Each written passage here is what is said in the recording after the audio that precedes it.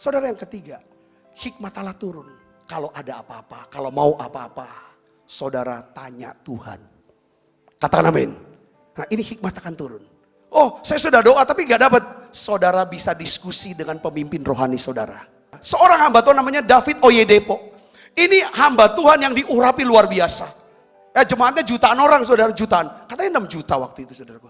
Sudah 6 juta orang hamba. Sekali ibadah, gerejanya itu 50.000. Dia punya pabrik roti untuk kasih makan orang miskin, saudara. Segala universitas, hebat sekali. Saudara klik nanti YouTube, Oyedepo, itu gerejanya hebat. Dari miskin, hamba Tuhan miskin, jemaatnya miskin dulu. Tuhan pakai berkat, jadi berkat buat Afrika, dia nih Nigeria. Jemaatnya katanya, saudara, kalau dia ulang tahun nih, David Oyedepo, itu kadonya tau gak saudara? Jet, bukan jet yang jet pump yang keluar air, bukan. Karena dia tuh ada urapan soal keuangan, kelola keuangan. Dia ngomong begini saudaraku, kalau kita berutang, kita ambil keputusan untuk ngutang. Ngutang boleh gak? Kalau menurut saya pertama boleh, asalkan keputusan utang itu kita udah tahu ini akan melipat gandakan jumlah harta kita. Tetapi saudaraku, sebaik kalau utang yang membuat kita pikir dapat duitnya mudah-mudahan. Tapi kita semua berutang nggak tahu kapan bayarnya, nyicilnya gimana. Ya pokoknya iman baiklah. David Oyedepo bilang gini, kalau orang itu berutang, itu berarti dia sedang berkata, Tuhan tuh terlalu lambat. Tuhan tuh terlalu lambat. Jadi aku ambil keputusan dewe, aku jalan sendiri. Saudara, kalau kita berjalan mendahului Tuhan, itu artinya kita berjalan dan hidup tanpa Tuhan. Kalau kita hidup berjalan tanpa Tuhan, di situ tidak ada kasih karunia. Saudara bisa ngerti? Katakan amin. Saudara, ketika saudara berjalan mendahului Tuhan, sebenarnya saudara hidup tanpa Tuhan.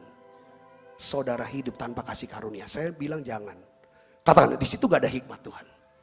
Keluaran 33 ayat 15-16, Musa berkatalah Musa kepadanya, jika engkau sendiri tidak membimbing kami, jangan suruh kami berangkat dari sini.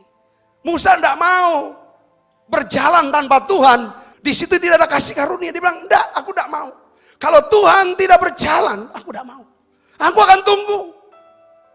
Kadang-kadang kita nganggap gini, seperti taksi ya, ada argo. Waduh, udah mepet ini, harus tutup nih. Cak mano. Cek nih, hari Senin harus tutup. Dana masih kosong. Ada rentenir, mau 50% bunganya. Seminggu. Jadilah, tutup lagi. Ini contoh, kasih karunia mah, Tuhan mah kreatif lah untuk nolong saudara. Katakan amin saudaraku. Ya kan banyak cara lah, dia mah kreatif. Karena dia Allah yang maha besar. Dia sanggup untuk buat segala macam. Musa berkata kepadanya apa? Jika engkau sendiri tidak membimbing kami, janganlah suruh kami berangkat dari sini. Ayat 16 kita baca yang keras. 1, 2, 3. Dari manakah gerangan akan diketahui bahwa aku telah mendapat kasih karunia di hadapanmu, yakni aku dengan umatmu ini. Bahkan bukankah karena engkau berjalan bersama-sama dengan kami, sehingga aku dengan umatmu ini dibedakan dari segala bangsa di muka. Ketika saudara berjalan bersama dengan Tuhan, hadirat Allah menyertai saudara. Ada kasih karunia. Ini akan membedakan saudara. Katakan amin. Pertama, saudara akan dapat hikmat waktu saudara beribadah. Yang kedua, saudara dan saya bertambah besar. Bertambah besar apanya? Sehat. Katakan amin. Saya percaya Profesor Dr. Almarhum ya, Cindy Gunarsa, dia bilang begini saudara, katakan. Kalau kita beribadah, nyanyi, nyembah, itu beda dengan di fitness center saudaraku. Kalau pergi dalam keadaan kesal, pulangnya tetap kesal, cuma dapat keringatnya doang. Kalau di sini saudara memuji Tuhan sambil lompat-lompat, yang ada pujian, penyembahan, itu hadirat Allah. Dengar baik saudaraku, itu ada keluar hormon endorfin katanya. Saudaraku, ada keluar juga yang buat daya tahan tubuh. Itu Profesor Singgi Gunarsa itu omong, saudara, itu akan daya tahannya. Dan sama seperti orang olahraga selama 7 hari. 7 hari berturut-turut selama 1 jam. Itu ibadah, saudara, muji nyembah, saudara, setengah jam, itu sama katanya. Wah pantesan. Saudara sering kan ditanya, kok kamu kok kelihatan makin lebih muda ya? Perawatan di mana? Saudara pasti jawabnya di GBI MPI Kenten itu. Kenten itu loh. Kenapa? Ibadah. Katakan amin saudara. Itu sehat. Makin besar bisnis saudara. Makin besar karir saudara. Ibadah. Dari ibadah ini ada. Kenapa? Karena inilah saluran kasih karunia. Katakan amin saudara. Yang ketiga di sini karena dikasih oleh Tuhan. Kata dikasih sebenarnya favor ya. Dapat favor dari Tuhan. So bayangin kalau Tuhan berkenan sama saudara apa jadinya. Katakan amin saudara. Ibadah. Saya akan berkenan pada Tuhan. Kemarin kan lagi rame-rame gitu saudara. Kumpul teman-teman pengusaha. Saya kasih ayat saudaraku yang kasih Kristus. Ya.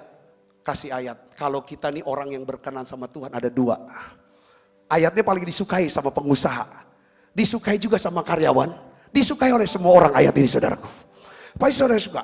Ini upah orang dikenan oleh Tuhan. Karena dia suka beribadah. Coba buka ayatnya saudara. Ayatnya. Yang pertama.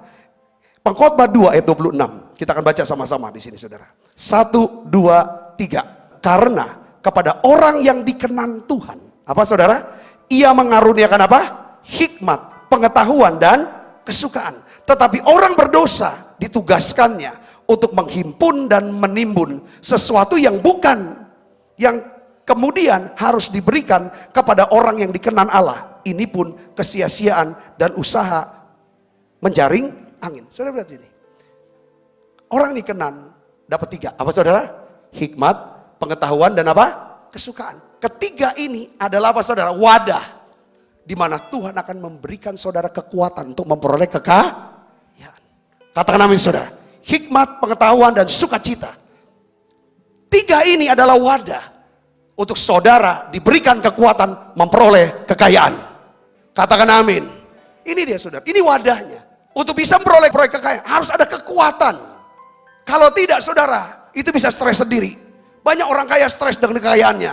Aduh, simpan duit di mana ya yang aman ya? Di kasur kaget kebakaran. Di bank Palembang kaget ketahuan orang pajak. Bawa ke Singapura be atau ke Swiss ke mana? Bingung mereka takut. Betul saudaraku.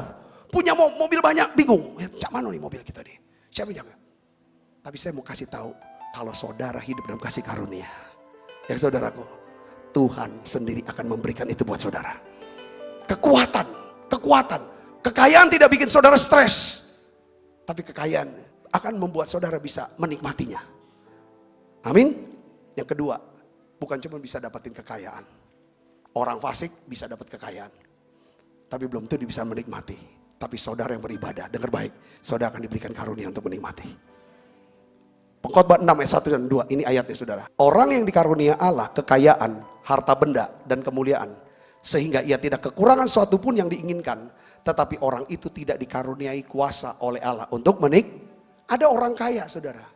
Tapi nggak bisa menikmati, nggak ada kuasa untuk Dia disuruh dia dari pagi sampai siang, lalu malam terus mantep di toko, ya dak? Dari Senin sampai hari Minggu, nggak boleh keluar dari toko. Untung banyak saudara tuh, duitnya cuma pacak di jingok be, nggak boleh dipakai. Dia cuma jingok lihat duit sini, lalu duitnya terbang ke apotek. Terbang ke rumah sakit, terbang ke dokter, saudara. Terbang ke bengkel, terbang kemana lagi? Ke karyawannya yang mau berhenti. Dia tahu kalau aku berhenti gak dapat pesangon nih sama bos. Mbak dulu. Yang keempat, saudara, dikenan oleh manusia. Kalau dikenan oleh manusia, saudara disayang oleh banyak orang, pasti saudara punya banyak teman. Relasinya bagus. Dengar baik saudara. Rezeki itu selalu berkaitan erat dengan apa? Relasi, betul gak? Kalau relasinya bagus, rezekinya lancar. Katakan amin. Makanya pasti kalau orang Kristen karena dia punya hikmat, dia nggak mungkin lah urusan kecil sepele dibesak-besain jadi ribut, bertengkar, musuhan. Nggak mungkin kalau dia suka beribadah. Masalah kecil anggap beres deh. Katakan amin. Masalah besar pikirkan, cari solusi jak mano. Tuhan berkati saudaraku. Kita bangkit berdiri, beri tangan yang Yesus.